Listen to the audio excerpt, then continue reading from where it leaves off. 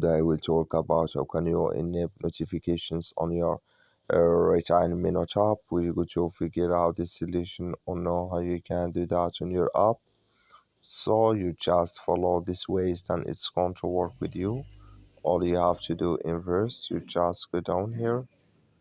So you click here on account down here, just click on it. Then it's going to take you to your profile. It's going to show for you like this here. You click here on settings here, just click on it. So when you just click on settings, it's going to take you to next step here. Click here on push notifications. So then you come to next step here, you come to show notifications here. Click in this sign or this color.